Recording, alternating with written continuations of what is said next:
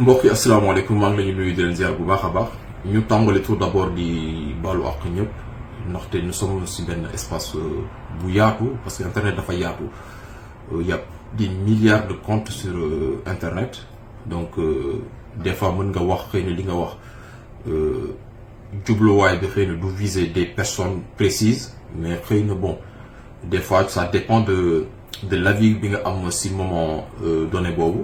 xëy na mu nekk en contradiction et tu penses automatiquement que bon peut-être que cette personne elle te vise et souvent c'est pas du tout le cas parce que nañu xam ne vidéo wala mbind bon c'est tellement vidéo day gàtt wala mbind bon c'est tellement truc en plus si langue boo xam ne du suñu langue maternelle donc tu essaies de d'écrire comme tu peux pour essayer de faire moins de fautes peut-être voilà donc tu essaies de voilà bind lu gàtt et puis dem donc après bon peut-être des fois ça peut créer de petites choses et loolu en tant que jullit dañ ci baalu àq ñëpp di jégalu bu baax parce que ñun ñoo jël responsabilité xëy na di wax di bind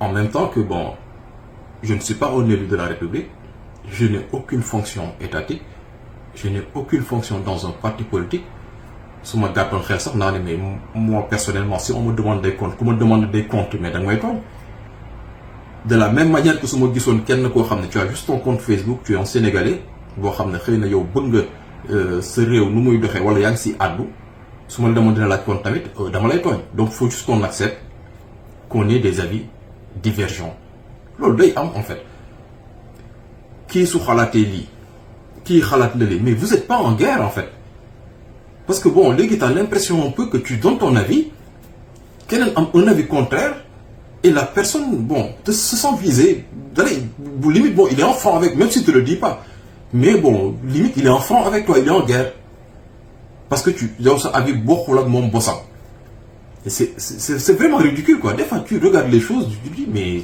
ça a aucun sens en fait et moi personnellement par contre sama avis ma dama koy joxe man sama avis dama koy te mën naa juum je n'ai pas la science infuse mën naa joxe sama kàddu wala sama kii ma juum complètement ça peut arriver et c'est déjà arrivé d'ailleurs. Mais c'est pas pour autant que tu es en conflit avec les gens. On n'est pas en conflit en fait. Moi, quand je défends des choses, je parle du principe où on a vendu un projet aux Sénégalais. On a dit aux Sénégalais que nous avons le projet le plus ambitieux. Nous avons pris le programme Diomaye Président, ñu tas ko sur internet bi, décortiquer ko, jaay ko Sénégalais, ñu voté à 54%. Législative ñëw, on est reparti revoir les Sénégalais. wax leen ne que nous avons le meilleur programme pour lu jëm ci assemblée nationale dañ nekk assemblée boo xam ne mosu fee am nous avons vendu ce projet aux Sénégalais qui ont adhéré à notre discours voté à 54%. Tu parles de ce principe tu dis bon ok d'accord nous avons vendu quelque chose aux Sénégalais maintenant fan la toll tu essayes de venir un peu aux Sénégalais yi bon li nga xam ne xëy na seq ngeen waxtaan wala boog seq ngeen na espace virtuel bi ngeen ci sottante xalaat wala ñëw di indi li nga xam ne soit mooy ay réalisation wala boog ay projets yu gouvernement di teg donc tu es dans cette logique et tu veux que ça marche et pour que ça marche tu vas te donner tous les moyens pour que lii nga xam ne moom la ñu jaayoon Sénégalais yi ne leen ñun ñoo am les meilleurs candidats ñu jëm leen woon ne ah ñun de lii ñu diggante woon ak yéen kat ñii ñu leen waxoon ne ñoo fi gën ñi ngi ci et moi je n'ai pas ce complexe en fait à défendre le projet. Croyez pas que bon voilà de petites machins de petites choses qui se passent comme ça sur toile que non du ma sax damay xool et puis bon je dis bah c'est pas grave c'est normal aussi Facebook mbedd la en fait et soo tegee soo jëlee sa décision nga ne damay daaj sama buntu sama buntu kër bah oui après faut assumer que toutes les personnes qui vont passer devant toi bon voilà ku nekk am avis ni nga daajee sa banc parce que y a des responsabilités ñoom dugg ci réseaux sociaux di ci wax.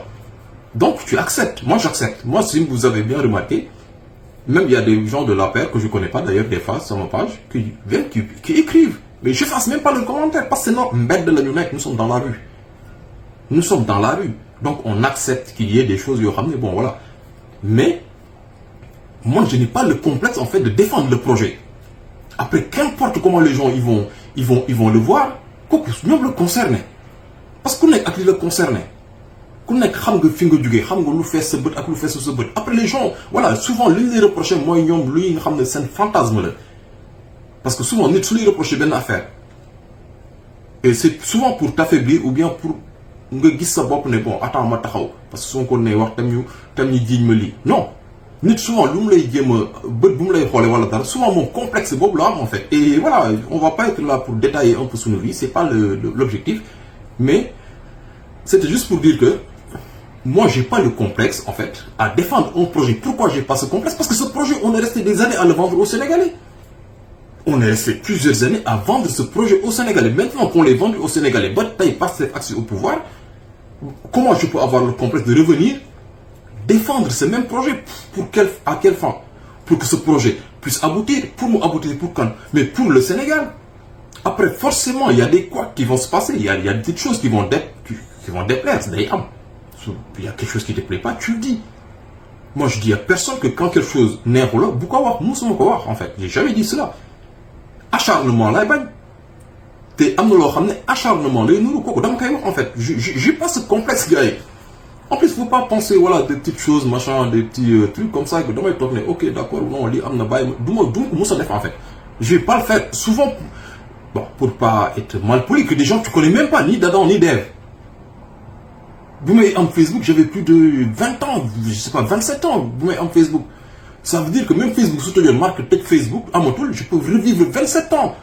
Sans de changer d'ara à ma vie. À ma misérable vie, bien sûr.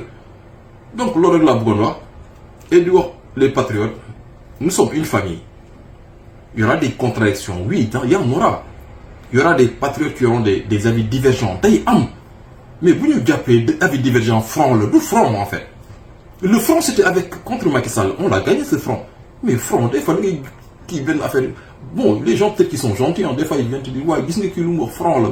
Mais oh, front ou là, qui est dans quoi? Moi, je te dis, il y a front, c'est front, le temps, front. Là, le monsieur, ça va me front, moi. Duma élu, yor mon nom battant, ak Moustapha Niang, tu dis, téléphone avec your Facebook là. Moi, j'ai de compte à rendre à personne en vérité. Et d'ailleurs, la même chose que les gens aussi, ils n'ont pas de compte à me rendre.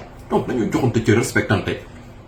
Ouais, qui de femmes front, qui. Les gens, ils n'ont pas de problème. Moi, je discute avec des gens, ou bien il y a des gens, on a des avis, mais il y a divergents.